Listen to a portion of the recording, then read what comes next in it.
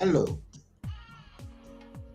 this is Now Tell Us, and I'd like you to partner with me in spreading this episode the farthest that you can. Share it all with all your friends, and let them know that we are live and we are having some great conversation. And please join with us in this conversation, and we are going to be talking about strategic partnerships.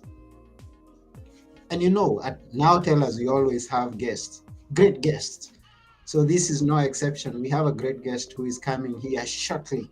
His name is known as Pelucha, and he's gonna tell us a lot. And because I don't want to waste one more minute, because he has a lot to share with us, why don't you join me?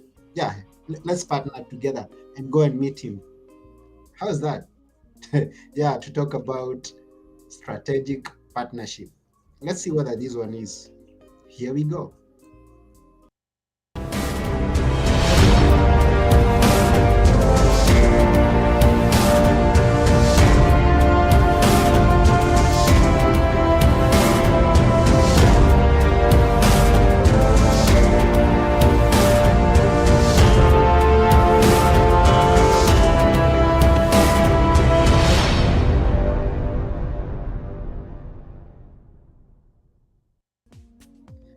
Hi, Theo. How are you?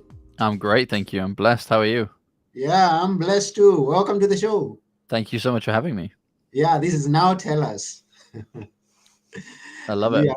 we are honored to have you here because we know that you have got a lot to tell us. Mm, Can we know always. where you are? Yeah, so I'm just outside Liverpool in the UK. That's beautiful. Liverpool. When you mention Liverpool, and we love hearing those names: Liverpool, Arsenal, Manchester United. Yeah, not Yes, the you not must the be. best season for Liverpool so far, but still, we've had plenty of things to celebrate, so I'm sure we will again. Yes, so we agree with you when you tell us you're blessed. Yes, you really are. Yeah, You- for sure. yes, and I saw a cup. Most awesome, Dad. Tell us about that. I did. I was gonna say I bought it for myself. I didn't. It was I think it was a Father's Day gift from one of my children. So, but it's probably the biggest cup of tea I've ever had, which is great, which is why I like it so much. I think it's double the size of a normal cup. Yeah, it looks so. It looks It's huge. It's like a big gigantic. tanker of tea. It Yeah. looks like that. Yes, and you mentioned tea. When we go to some other places, we hear of coffee, but then this is England. You should Oh, it's got to expect be tea. It's got it's to be gonna be tea. tea. Yeah. Yes, and we are influenced by the English. From where I come from, I come from Kenya, and Yep. we love tea. We love tea. Yeah, yeah. I'm a tea connoisseur. In fact, I'd probably go so far as to say I'm a tea snob. So if you Yeah. give me the wrong type of tea, I don't like it, and I will let you know. Mhm. Um, so in fact, to the point where my family laugh at me about this actually. So my wife is from South Africa, so her family are all South African. And Ah, whenever I travel anywhere, I take my own tea bags with me because I never like anybody else's. And mhm. everyone's always laughing at me. You're such a snob. How can you take tea bags around the world with you? But wherever I go, I promise you, my suitcase will be full of tea bags. I love that. I love that. Now, looking behind you, I see angle. What is that? Is it a seven? Oh, and then there's a nine before you. Yeah, so there's Now, Kenny tell us. Dalglish, Ian Rush. So it's two signed jerseys. Kenny Dalglish was Liverpool's and still is actually Liverpool's all-time greatest ever player, Mhm. certainly in my opinion. And then the one on the other side, let me go that way, is Ian Rush. He is Liverpool's all-time greatest ever goal scorer, and unless something incredible happens, I don't think he's ever going to be beaten. I think he's going to hold Wow. that title forever. Now, it seems, apart from being somewhere where sports is very well much appreciated and loved, you Yeah. seem to have a very deep connection with sports. Tell us about that. So I'm an ex-professional player. Uh-huh. So I played, got professionally until my early 20s, and then I got medically retired, and then I went into coaching, and I hated coaching. I used to say being a coach was being like a recovering alcoholic trying to manage a bar. I wanted to be on the field. I didn't want to be on the side of the field teaching people what to do. Mm-hmm. So yeah, I like to spend. I did a little bit of coaching, really disliked it, left, and that was what took me off into the world of business. But the more I've worked in business, the more I've kind of been drawn back into sports. So one of my businesses today is a sports consultancy working with sports brands all over the world, predominantly football. Doing my MBA in football business. Yeah, so football in particular will always have a special place in my heart, but sports in general, because I think there's a lot you can learn from sports. I mean, I often like to say that I introduce business to sports and sports to business because you take the winning mentality from sports and introduce that into business, but then you take the acumen and the money making opportunities and the ingenuity of business and bring that into sports. You know, as a winning combination, and people see them as very separate, but actually, having lived in both worlds, I think there's a lot that they can learn from each other. Wow. And we are ready to learn quite a lot in this episode because I see you're fully packed with some insights, some inspiration here. We are ready to hear. Good, let's do it. Mm-hmm. Yeah. Now, taking business and sports together and Mhm. join is it's quite interesting. And now, which is your most loved moment in life in all that line that you've come? Oh wow. Um, I think if I was to talk about my best moment in life, it's hard to look beyond my children. Mm, I'm a father of two young girls, two young daughters. Um, being a father has a profound impact on most people, I think. But my life was certainly never the same again after becoming a father. Everything kind of changes. You go from being almost young and carefree and just kind of wanting to make money and have fun to thinking about much deeper things like legacy and being able to give something to your children. And I'd never thought about legacy before. I mean, I was barely giving any thought as to what I would think of me next week, never mind what people would think of me next century. Um, so and if I had money, I would spend it. That was the thing. If I had $10 in my pocket, I'd spend it. If I had $10,000 in my pocket, I'd spend it. If I had $10 million in my pocket, I'd find a way to spend it, right? mm, And mhm, then children come along, and it suddenly changes your perspective on everything. So I think, personal life wise, and if I life in general, I think definitely my daughters. I think that's a great place to start.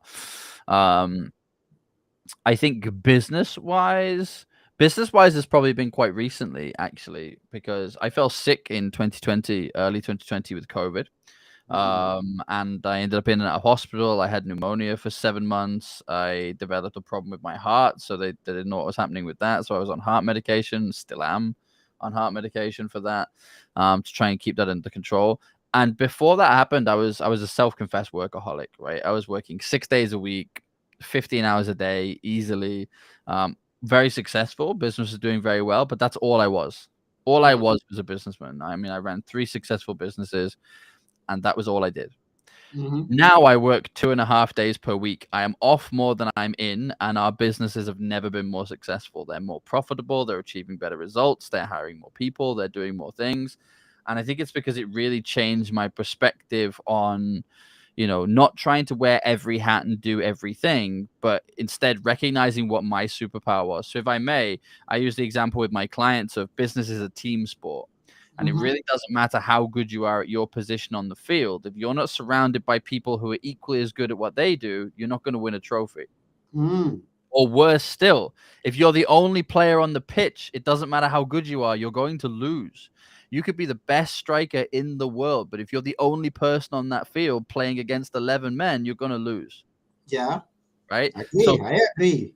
So Uh-huh. business for me came a lot more about, well, how do I focus on my position? How do I focus on the thing that I'm best at and surround myself with, both employees and partners and strategic alliances and what I call NCPs, non-competitive partnerships. So people who work with the same target audience that I do, but deliver a different service or product. Because my attitude became a lot more, I would rather have 50% of a great big pie with a partner than 100% of a very small pie that I'm having to do all by myself. Mm, Plus, you achieve much better results for people when you're partnered with. Here's my superpower. So, using sports, using football, if I'm a mhm, great winger, my game has got even better by working with a striker. It's mhm. also got even better by working with a midfielder who can give me the ball. right? It's got even better by working with defenders who can keep the goal out of the net, and then there's a great goalkeeper in goal. So now I have a fully fledged squad, partnerships, everything else, and away we go. And that for me was a real eye opener. And I think that's probably one of my proudest moments is waking up one morning, probably within the last 18 months to 2 years, looking at my business, realizing how little time I now actually spend in my business, but also seeing how successful it is, not just for me, not just for my clients, but for all the people who work for me as well. Hmm. Wow, that's cool. And yeah, come to imagine of it like just 2 months back, that's when we were celebrating the World Cup. And then we are Yeah, seeing all these teams go to the field. Not one person, even though they celebrate the striker, they celebrate the captain. It's not just a one man's job, it's no, a collective thing. And when the team wins, we celebrate the team, we correct. celebrate those who scored, but then it can't be without the others. You're so So right. we've got to work together to achieve that one goal. So I get it. Definitely. Hmm. Now, it's easier said than done. I Mm, know, I know you've been there. hmm I have a business getting started, and I want to grow it big. And I can Yep. imagine that I can not have a big successful business without assistance. hmm Just how do I start bringing in people? Do I bring them all together? Like in sport, do I bring one by one? How do we It's go a good about question. Yeah, so I think there's a couple of ways of looking at that. it? One of the questions I get asked a lot is, do I hire somebody or do I try and get the business to a point where I can afford to hire somebody? Like what should I do? And my answer is always the same, which is, well, I always start with partnerships, because partnerships, I don't have to find money for a salary. I don't have to try and design a role that I don't understand. I mean, using the sports analogy again, if I'm a great winger, what do I know about hiring a goalkeeper? I'm not a good goalkeeper. So Mm-hmm. how am I going to know when I'm hiring a good one? But Mm-hmm. if I've partnered with a great goalkeeper and now I'm trying to hire somebody, at least I have an idea what that great goalkeeper looks like, right? So Mm-hmm. the partnerships are really a great way. They are the lifeblood of business. And one of the things that really surprised me as I got to kind of like the top of my industry was quite how often these partnerships happen. I mean, much, and I mean this respectfully, but much lower down the food chain, when you're first getting started, you're like, I'm just going to do this myself and I can't let my competitors know what I'm doing. And you're kind of in this little isolated bubble where you're just only looking at yourself. Mm-hmm. People at the top of the industry, they're doing deals with each other all the time. They're doing partnerships. It's so natural. You get into a room with great people and the conversation just instantly goes to, yeah, we should do something together. We don't even know what it is. We just know that it would be fun to do some work together, so we're going to make a plan and we're going to do it. But you Mm-hmm. don't see that when you first start. So you try and struggle and hustle. And I mean, don't get me wrong, I hate that mentality of the hustle lifestyle. That drives Yeah. me crazy, because Mm-hmm. for me, rest is probably the most important component of success. And it's the one thing that most people are trying to skip. They're trying Mm-hmm. to work and work and work and work and work. It doesn't work like that. I mean, Mm-hmm. again, going back to the sports analogy, if you just played the best game of your life, the last thing that you should be doing is going and playing another game. You're going to get injured. Rest, stop, go and ice your legs, go and have a shower, go and get a massage, go and sleep for 2 days, go and do some R&R. You need to recover. You can't just Yeah. play another game. You can't just play game after game after game after game, because we Mm-hmm. understand that you're going to pull a muscle, you're going to get injured, you're going to rule yourself out, you're going to burn out, which is the worst. But people don't think about that for their brain, and they don't think about that for their heart and their soul. They think about that for their body, but they don't recognize that the brain can burn out. Mm-hmm. Your passion can burn out, your creativity can burn out. If you don't give yourself time to rest and recover, you're pushing yourself too far. So couple of things I want people to look at with this. So the first one is I use something that I call the 4 Ps. And the 4 Ps are purchasers, partners, promoters, platforms. So I'll explain them. Purchasers, it's pretty obvious, right? Someone's going to become a customer. Partners, in my world, we call these NCPs. So who works with the same target audience that you do, but delivers a different service or product, because then you can support each other. Then you've Mm-hmm. got the promoters, which are people who are your super fans that will introduce you to more of the first two. And then you have platforms, so stages, podcasts, television opportunities, media opportunities, keynote speaking gigs, workshops, networking, etc., that can introduce you to more of the first three. If you focus your time on meeting those 4 Ps, your business will grow. You will find partnerships. The problem that most people have is they just network blindly. They have Mm, no idea what it is they're trying to do. They just go around and meet people. But mhm. I always say to people, and I'm sure it's the same for you. So let me ask you this question. Do you believe in this statement? It's better to be famous for 50 of the right people than 5 million of the wrong. Do you agree with that statement? It's better to be famous for 50 of the right people than 5 million of the wrong. Yeah, that's right. Yeah, right? Mhm, So you don't want to be Instagram famous. You want 50 of the right people to know who you are. So let me tell you an mhm, interesting fact about that. mhm, Every single person I've ever asked has agreed with that statement, no matter what level of business. Everybody. mhm, Here's mhm. the funny part about it. Not one person can tell me who those 50 people are for them. So they all recognize that it's better to be famous for 50 of Yeah, the right people than I 5 agree. million of the wrong, but they have no idea who those 50 people are. So if you Mhm. don't know who they are, how are you ever going to meet them? There is no Because plan, there is no strategy. It's just, well, I just hope I will bump into somebody. Well, how will you even know if you do? Because you don't know what you're looking for. mm, Right? So you've got to get mhm, clear on your intention, and you've got this is what I talk about when I say stop waiting to be discovered and invite yourself. The best way to invite yourself is to know who it is that you want to meet and do business with and go and find those people. That's point number 1 about the 4 Ps. Point number 2 is about understanding your superpower. So going back to the sports analogy, what position do you play? Because if you don't know, how can we start to recruit and build a team around you? mm, If you don't know if you're a goalkeeper, a defender, a midfielder, a winger, a striker, you don't know, then how am I supposed to find you teammates? How are you supposed to find you teammates? How is anybody supposed to help you if you don't know? So you said to me, is it better to start with one or is it better to start with the whole team? It's better to start with you because if you don't know who you are, we're screwed. Like what are we doing? wow. What team are we building if you don't even know what your superpower is? So it Mhm, has to start with you. It has to be, what am I the best at? Where am I happy spending 80% of my time in my business because it's my superpower? It's the thing that makes me special. And quite often it's the thing that people play down, right? It's the thing that people just go, "Oh, anyone can do that. It's easy." Well, no, it's easy for you because it's your superpower. It's not easy for somebody else. mm, That right there is quite often the thing that most people just dismiss. mhm, They say, "Oh no, I don't have a superpower." And then you say, "Well, what about this? You're amazing at this." And they go, "Oh, that's just easy."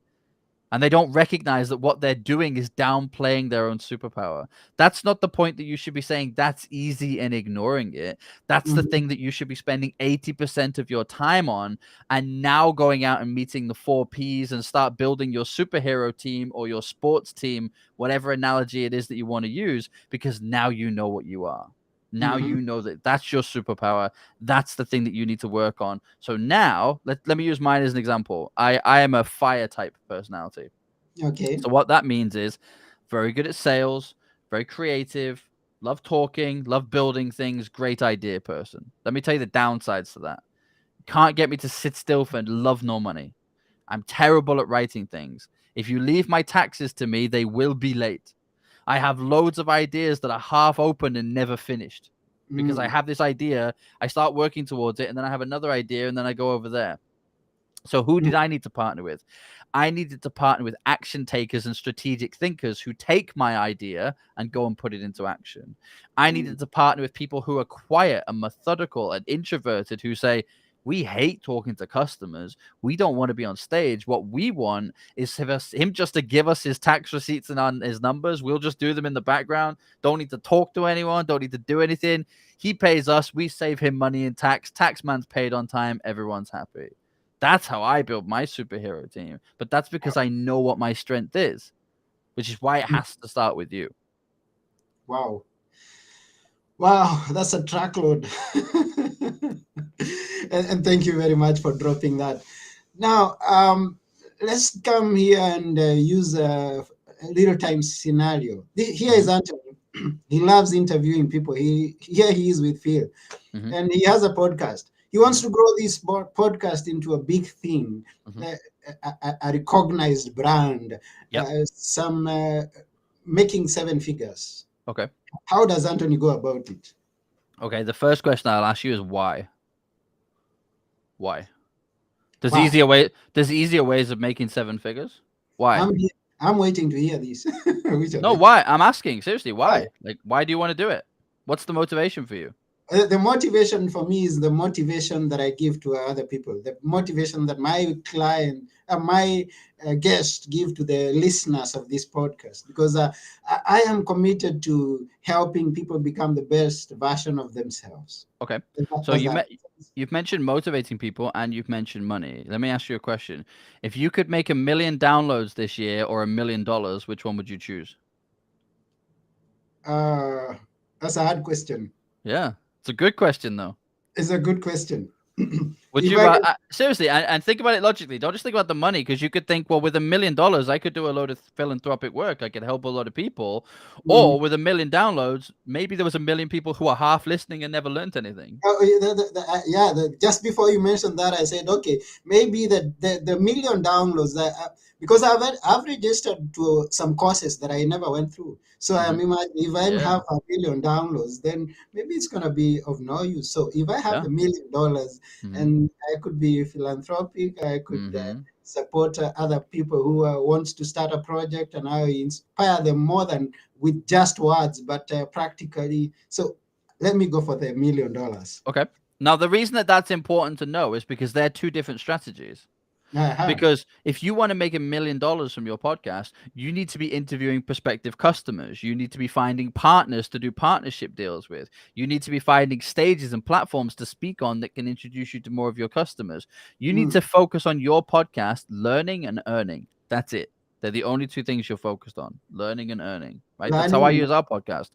We make millions of dollars a year in sales from our podcast. We don't sell our advertising. We don't sell the programs on the podcast. We don't charge anybody to listen to the podcast, and we don't charge any of our guests. So how do we make millions of dollars? We make yes. millions of dollars by monetizing the relationships that we make. Because Mm, I would rather meet someone on the podcast and do 100,000 deal with them as a partner than I would get 100,000 downloads.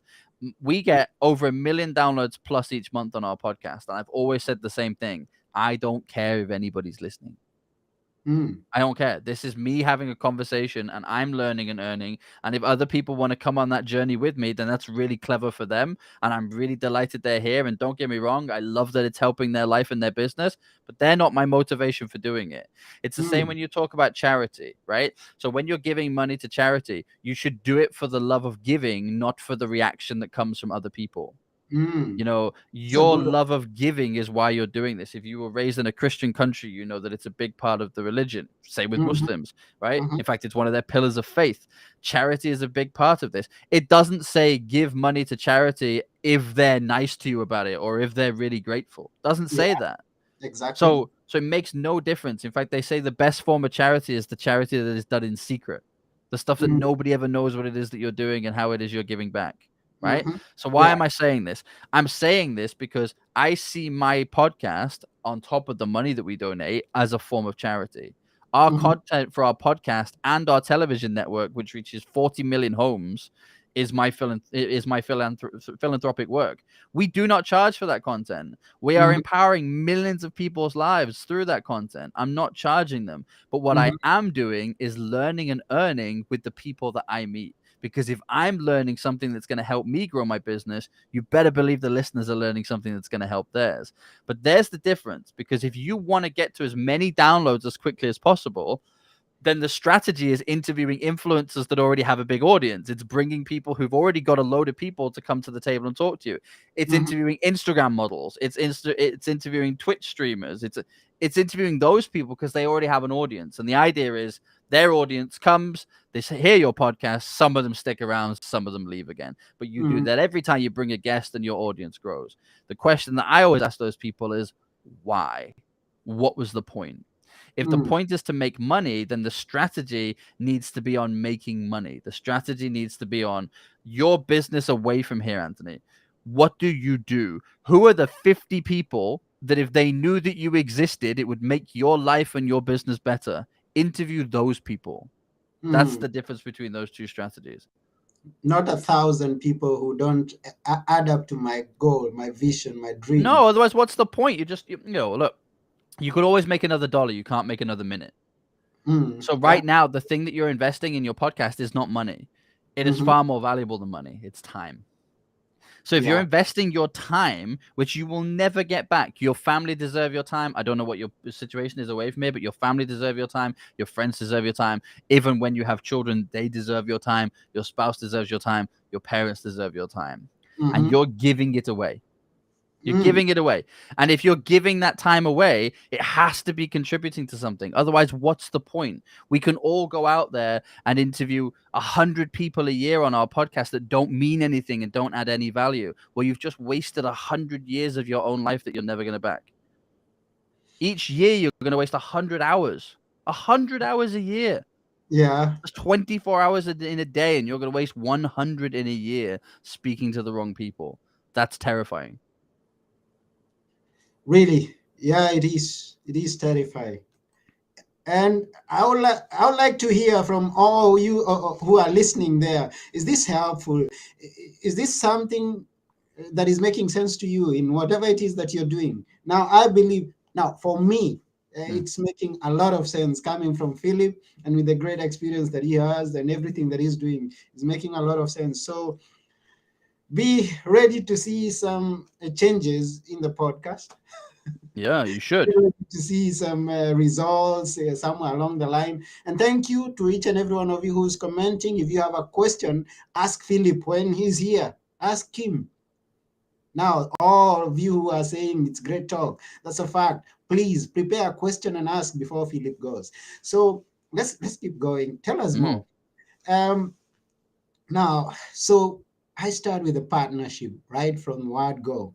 Uh, Mhm.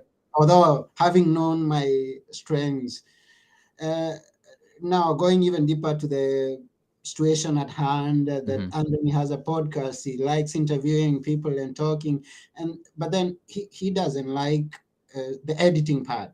Yeah. How do I go to how do I bring on that partner who is an editor, and how do I maybe benefit from that in different ways, or not only and how does the partner benefit?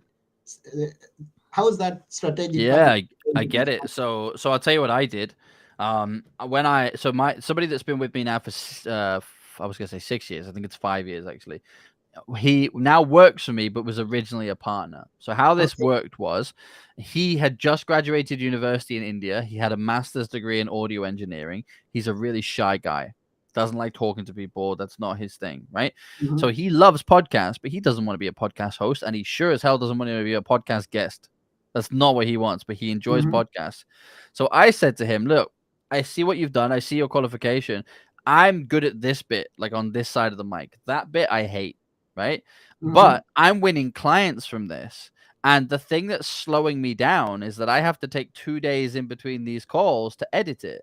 If I mhm, didn't have to do any of the editing, I could fit in another 2 interviews, which means probably another 1 or 2 clients.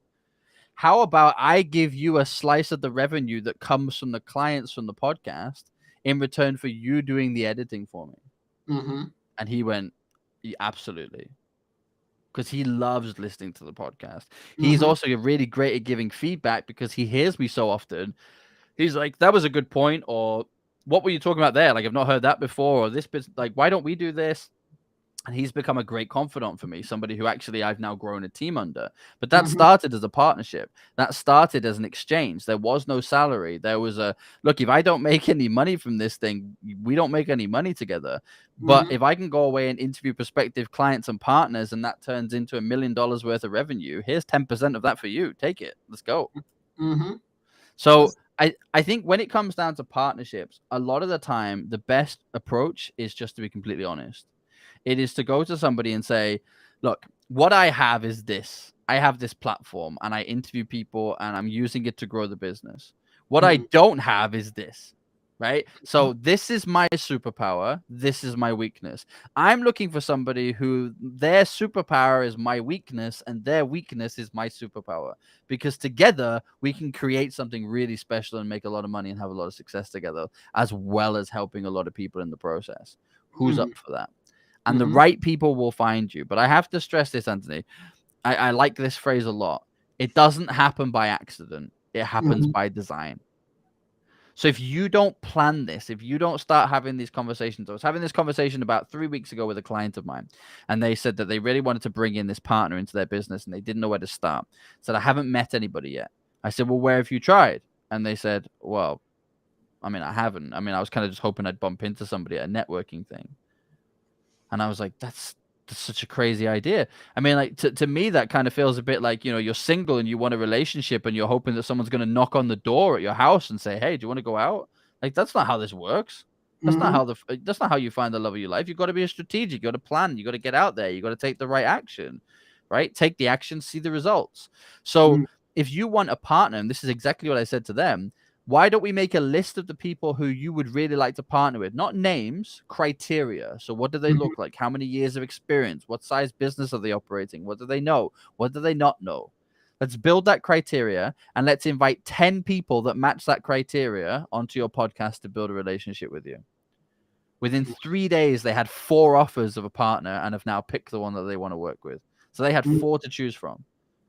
And the only difference between what they were doing before and what they did after was that they took deliberate action to go and try and find that person. They invited 10 of them onto the podcast and built a relationship with them.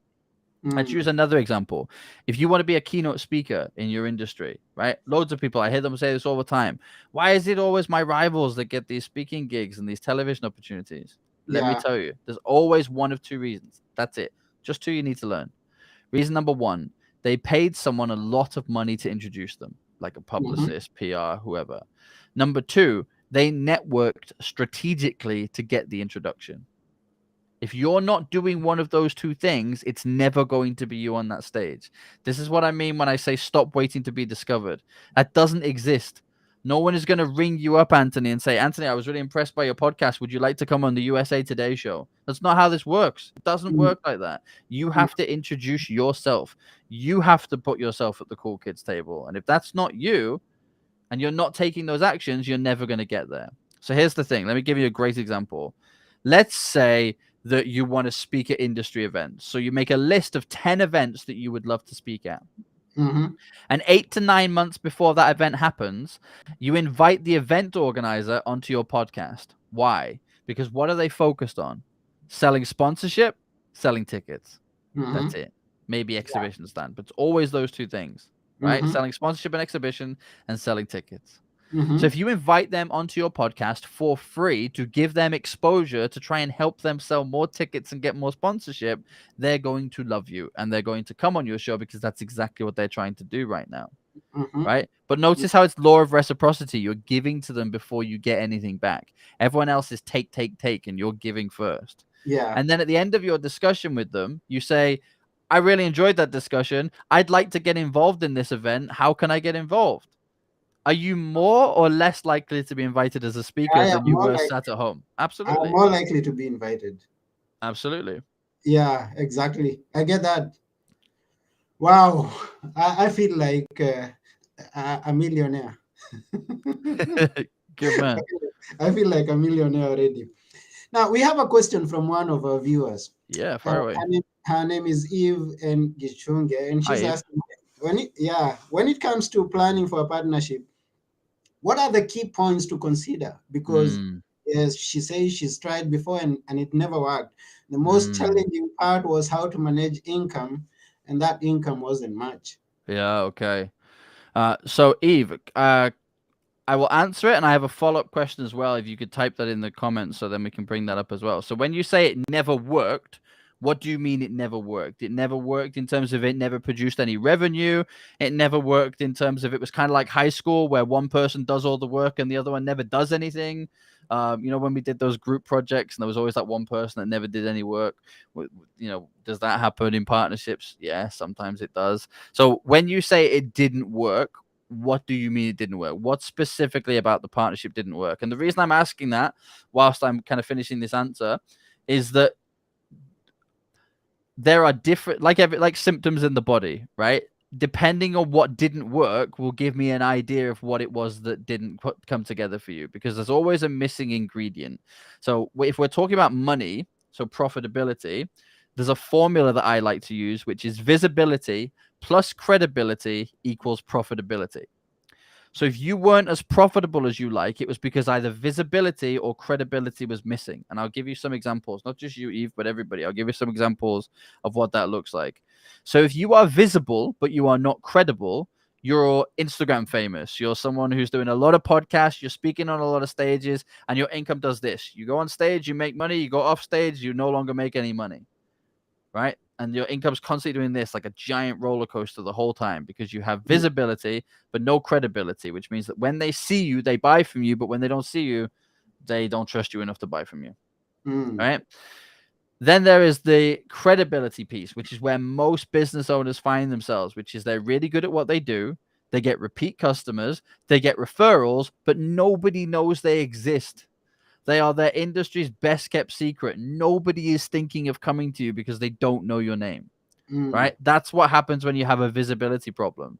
But when you combine those two things together, you make a lot of money. So here's my point about that. If you weren't as profitable as you want, I would spend more time thinking about what it is that's your superpower. Is your superpower the visibility side or the credibility side? Because the partner that you need to go with needs to be a superhero on the other side. So, for example, I have business partners of mine who are absolutely phenomenal at the credibility piece. They're great at getting testimonials and social study. They're great at getting reviews and recommendations. Anthony, I'm terrible at this. At one point, we had like 300 recommendations on video, and they were nowhere except on my computer. I hadn't put them on my website. I hadn't put them anywhere. So nobody knew that they existed. They were just sat there. I didn't do anything with them. That's insane, right? mm. But Sure. I am really great on the visibility side. I can generate millions of people, lots of interest, lots of eyes. I like to say for my clients, I am the stage, the microphone, and the spotlight. That is the bit that I am best at. So when I am partnering with somebody, I have to partner with somebody that understands the processes of the credibility side. Because Mm, if we can get somebody who is methodical and systems driven and careful and focused and deliberate, and combine that with my excitement and energy and creativity, we become incredibly profitable. But if I hired somebody just like me, we would not be profitable. mm, So you have to make sure that you're hiring somebody who has the superpower where you are weak. mm. Very well said. Very well said. Yes, if the question has been put to you, and tell us why did it fail? Was it did you not make any money? Mm, Did someone work more than the other? Did you get some tricky situations going on and then you parted ways? Tell us mm, as we proceed. Now, this is, oh, I don't know. Now, before we go, we proceed further.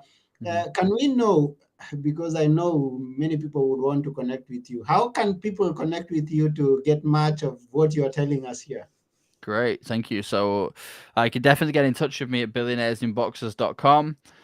You can also come and check out my LinkedIn profile. It's a great place. In fact, let me tell you a secret. It's the only social media account that I actually manage myself. So if you do want to talk to me rather than someone in my team, LinkedIn is a good place to come and play with us. And I also have a quiz, actually, and I'll give you this. I'll tell you it here, and then we'll include it in the show notes as well. It's a free quiz. But if you go to www.theunderdogchampion.com, www.theunderdogchampion.com, you will find a free quiz. It will take you about 5 minutes to complete, and it will give you an idea of your personality type, what's likely to be your strengths as a superpower, and then also what's likely to be your weakness in regards to those areas. That might give you a bit more idea as to who you should and should not be partnering with. That's cool. So we're gonna go there. We'll tag it after we are through with the show. We'll tag it Mm, down there. Now I think Eve replied, uh, mm. and this is what she is. Uh, I think we had not considered those points here, and yes, she says that you have elaborated very well. She did not consider those points that you've just given us now. Yeah, Eve, it happens. Look, and I don't want you to listen to this and think, "Oh my God, Phil's brilliant at getting all these partnerships together." I've worked with really bad partnerships as well. Everything I'm teaching you right now is because I've tried every wrong door before I found the right one. So I'm trying to give you this information so that you can have the business cheat codes. You can stand on the shoulders of giants and go and do these things, so you don't have to make the painful mistakes that I've made. And I think, as I said to Anthony, one of the big ones here is it doesn't happen by accident. It happens by design. And I think too often when people are going into a partnership, they're afraid to have the difficult conversation. They're afraid to set out expectations and say, here's what I am bringing to this relationship and what is required of me and what I expect to bring to this. What are your expectations? What are you bringing to this? And how do we hold each other accountable? Because if you don't have that conversation, you can't then introduce it later on. You can't then say to somebody, I don't think you're working hard enough. Well, what is that based on? You have to say right from the beginning, Anthony, I have said that I am going to interview 5 prospective clients every single week, and I'm expecting to bring on 2 or 3 of those clients. What you have said is that you are going to edit 5 of these shows so that we can release them, 3 to 4 of them a week. Agreed? Agreed. Mhm. Okay, so if I turn up next week and I haven't interviewed anybody for 2 weeks, Anthony can say to me, hey, Phil, you said 5 a week, dude, and it's been 2 weeks and you've not interviewed anybody. What are you doing? But at the same time, I can hold him accountable and say, I'm doing my 5 interviews a week. You've not edited anything for 2 weeks. What's going on? But if we've not had that conversation at the beginning, and I say, hey, I wanted you to edit 5 a week, and he's going, I thought I was going to do 1 every month. Like, I don't know what's going on. We didn't agree this. So save yourself the heartache now and have that very open and honest conversation. Yes, find somebody whose superhero fits your superhero. So somebody whose superpower is your weakness and vice versa. But don't be afraid to have the difficult conversation. Don't be afraid to lay out expectations and say, here's what I'm bringing. Here's what you're bringing. Here's why these two things combine together. Wow. Thank you very much, Theo. Mm. So Eve continues to say, what I get is that the best idea is picking someone who is able to counter in part. I am less experienced, and then we grow together and make our sales better. Oh, absolutely. Ex- Absolutely. I mean, look, people will tell you that you should focus on your weaknesses, right? It's like, you've got these weaknesses. You should strengthen them. I completely disagree with that. Completely disagree with that. I Mhm, think that's an old mentality that came from our school days, where school taught us that we had to get straight A's across the board. mhm. If I got an A star in one subject and failed every other class, I'd be suspended. My parents would be called into the head teacher's office. I'd be in detention. I'd be in trouble all the time. But if I did that in business, if I got an A star in one thing and failed every other, I'm a multimillionaire. Wow. Because in business, I being an A star at the thing that I'm best at is what makes me successful. What if school was really going to line us up to be a successful entrepreneur? What they should have allowed us to do is take those 8 subjects at the beginning of the year, and each person would do 2 of them, and you would be a team of 4. And every person would go and do the 2 subjects that they were best at. So at the end of the year, you would hand in that collective report card and say straight A's across the board. That prepares you for being an entrepreneur. But you're absolutely right. Finding somebody who is strong in the areas where you are weak is incredibly powerful. But you've also got to look at that the other way, which is they are going to be so grateful for the things that you are great at and so powerful at. So it's not just you getting something, it's them getting something as well. And that's the best type of partnership, is when both parties can look at the other one and go, I love working with this person because they are strong where I am weak. Wow. I think at some point we're gonna change our school system. I hope so. I hope so, because it doesn't work, right? It's not fit for purpose. Another great example with that would be, if you were in a maths class, for example, and you're not Mhm, very good at maths, and you turn to your friend who's a maths genius, and you say, "Hey, what did you get for number 2?" Right? I'm getting a detention, right? If I mhm. did that in a maths exam, "Hey, what did you get for number 2?" I'm You're getting out. expelled. You're I'm getting out. kicked out of school. I'm getting kicked out of the exam. Let me tell you something. That in business saves you millions of dollars, hours of time, and is what gets you to the top of your industry. Your ability to turn to the person who is much better at something than you are and say, how did you do this? Is exactly what makes you successful in business. You do not have to reinvent the wheel all the time. It's why every person at every level should have a mentor. I have 5 mentors. I mentor hundreds of people every single year, and I still have people that go, "Oh, I'm really surprised you have mentors. You're number 1 in your industry and you help hundreds of people." It's like everybody needs a mentor. Mm, Because how arrogant is it to say, "I don't need a mentor?" That means I'm the best at everything. That's not true. It's completely arrogant. But Yeah. the reason that I have mentors and I support them and they support me is so that I can go to somebody that I know, like, and trust and say, "Hey, Anthony, listen, I know you're the best at this. And I'm not good at this at all. What did you do to fix this problem? Because it's driving me insane. And if there's Mm, anything that I'm really good at that you need help with, I'd love to return the favor." And Anthony's going to go, "Well, Phil, actually, you got a top 5% podcast, million downloads plus, making millions of dollars. That's what I'm trying to do. Like, how did you do that with your podcast?" It's like, right, okay, great. You help me with this bit. I'll help you with that bit. We've just made loads more money, helped a lot more people, and saved goodness knows how much time. But in school, we were taught that that was cheating. That in business is innovation and succeeding. okay, okay, Phil. Here are my notes. I'm not going to hide my paper again. Here are my notes. Wow, yes, exactly. That's what you are told at school. You're gonna hide your paper, nobody's gonna see. Now, Yeah. that would be cheating. Now, Yeah. we've got a very different perspective right now. Mm-hmm. All you viewers, all you listeners, you better go out there and share your notes. And this is where we got this that first, you've got to know yourself. Mm-hmm. Like the philosopher said, know thyself. Was that Mm-hmm. Aristotle? Know I think so. thyself. Yes, know thyself. So once you know thyself, then know whom you need to connect with that is more stronger, that has more that has a superpower that is different from you. And when you come together, that's what we are talking about, strategic partnerships.